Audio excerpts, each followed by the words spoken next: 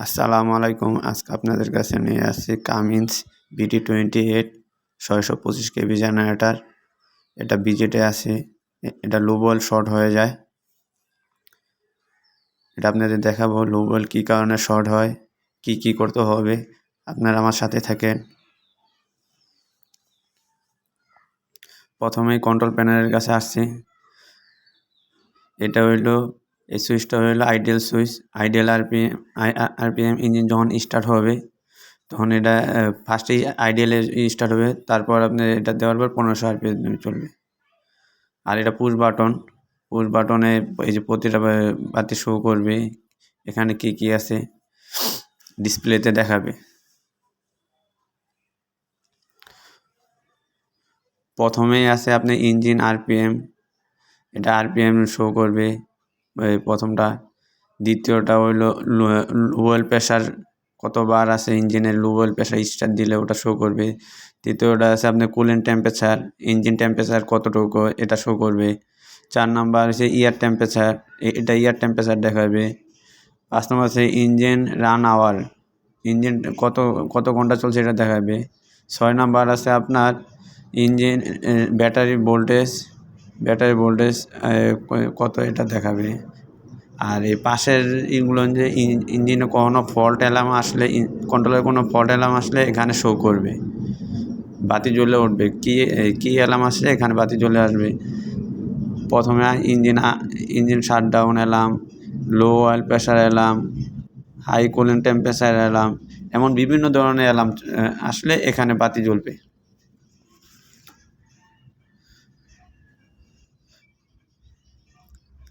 এটা হলো generator model number, name plate.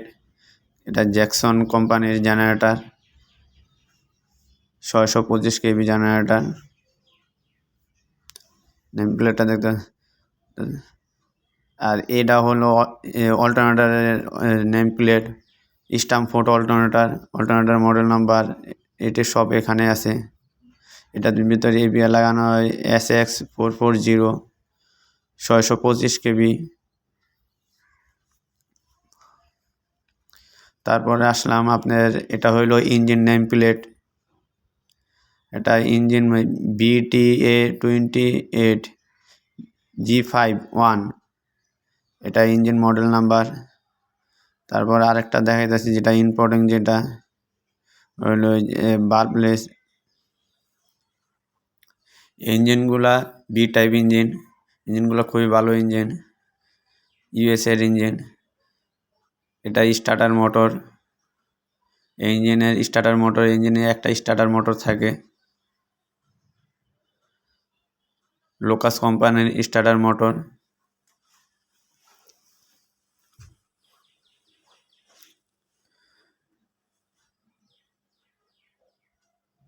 তারপরে এই দিক দিয়ে লো বল দেয়। আর এটা ডিপ স্টিক, এটা দিয়ে লো বল চেক করে।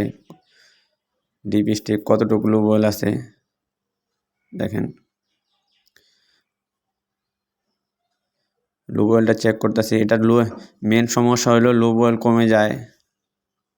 ইঞ্জিন 4-5 ঘন্টা চললে লো বল শর্ট হয়ে যায়, অনেক শর্ট হয়ে যায়। কি কারণে শর্ট হয়ে যায় এটা আপনাদের বলবো, আপনারা আমার সাথে থাকেন। এটা আপনাদের ভালো করে ডিপ স্টিকটা দেখানোর চেষ্টা করতেছি। একটা এল থাকে আর একটা থাকে, এইচ থাকে। এল হইছে লো আর এইচতে হাই।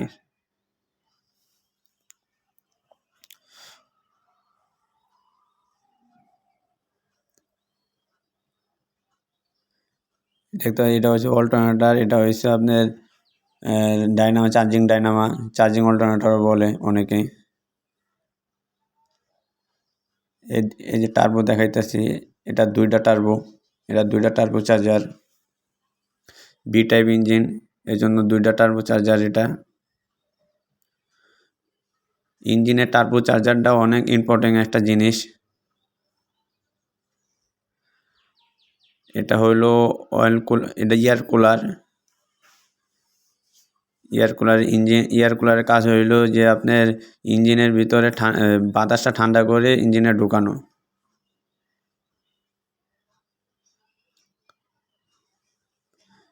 এটা হইলো অয়েল কুলার, এটার কাজ হইলো যে মোবিলটাকে পানির মাধ্যমে ঠান্ডা করা। আরেকটা জিনিস যেটা দেখা যায়, এটা ইঞ্জিন ফায়ারিং অর্ডারের, এটা হলো ফায়ারিং অর্ডারের ছবি। এটা কোন সিলিন্ডার পর কোন সিলিন্ডার ফায়ারিং করবে ওটার ছবি।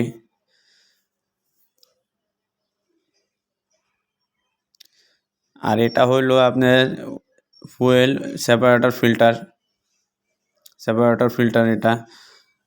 এটা ফুয়েলে কখনো যদি পানি থাকে আগে পানি যে ইঞ্জিনের ভিতরে না যায় এটার জন্য। আর এটা হলো ফুয়েল ফিল্টার, এটা দুইটা ফুয়েল ফিল্টার থাকে। এই হলো একটা পাম্প, এই পাম্পটা হলো পিটি পাম্প।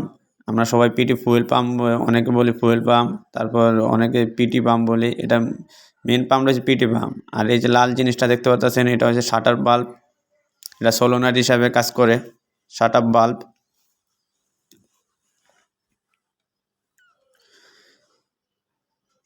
এটা বি টাইপ হওয়ার কারণে দুইটা এয়ার কুলার, দুই সাইডে দুইটা এয়ার কুলার থাকে।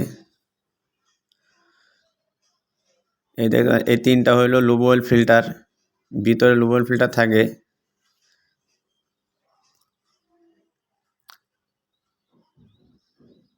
আরেকটা পাম্প দেখাইতে পারতেছি, এটা হচ্ছে আপনার ইঞ্জিন স্টার্ট দেওয়ার আগে এই পাম্পটা চালাইয়া মোবিলটা উপরে উঠায় নিতে হয়।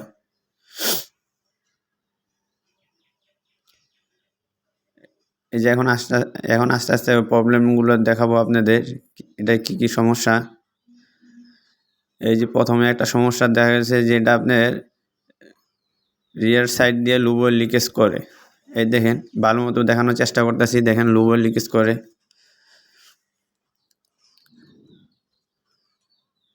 রিয়ার সাইড দিয়ে লুব অয়েল লিকেজ করে। আরও প্রবলেম আছে, আরও দেখাবো আপনাদের, আপনারা সাথে থাকেন। এটা হলো ইঞ্জিনের এয়ার ফিল্টারের পার্ট নাম্বার।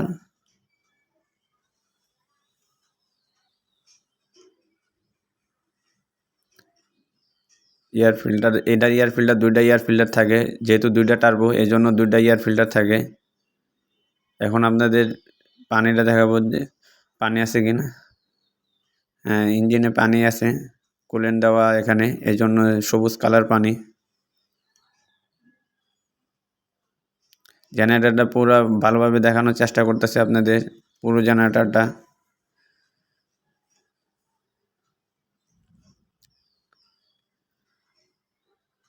আমরা এখন জেনারেটরটা স্টার্ট দিয়ে পুরোপুরি এটার মেন কি সমস্যা এটা আপনাদের দেখাবো। জেনারেটর স্টার্ট দিয়ে দিচ্ছি আমরা।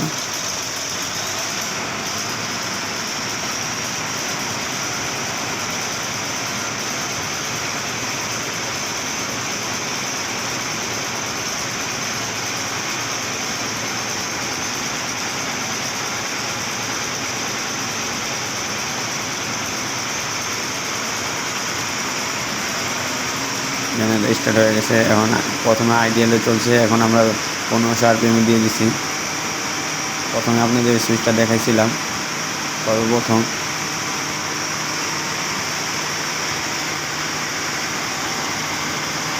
এই দেখেন, এটা আরেকটা প্রবলেম, টার্বো চার্জারের সাইলেন্সারের এখান থেকে বাতাস লিক করে। এই লুব অয়েল লিকেজটা এই যে বারবার দেখানোর চেষ্টা করতেছে আপনাদের। এখন আপনাদের মেন জিনিসটা দেখাবো, ইঞ্জিনে কী কারণে লুব অয়েল কমে। একদম মেন জিনিসটা দেখেন, এটা হলো ইঞ্জিনের ব্রেদার পাইপ। এদিক দিয়ে দেখেন লুব অয়েল চলে আসে। মেন প্রবলেম এটাই, মেন সমস্যাটাই এটা। ব্রেদার পাইপ দিয়ে লুব অয়েল চলে আসে, দেন কী পরিমাণে লুব অয়েল আসে, প্রচুর পরিমাণে লুব অয়েল আসে।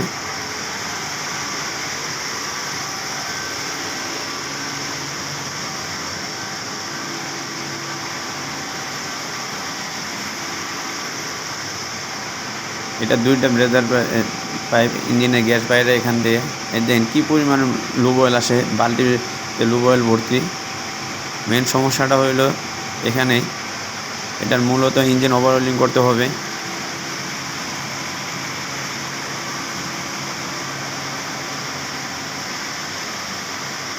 ধন্যবাদ সবাইকে আমার ভিডিও দেখার জন্য। যদি আমার ভিডিও ভালো লেগে থাকে তাহলে একটা লাইক কমেন্ট করে দিন এবং একটা সাবস্ক্রাইব করে দিন। সামনে আরও ভালো ভালো ভিডিও বানানোর চেষ্টা করব। সবাইকে ধন্যবাদ। আসসালামু আলাইকুম।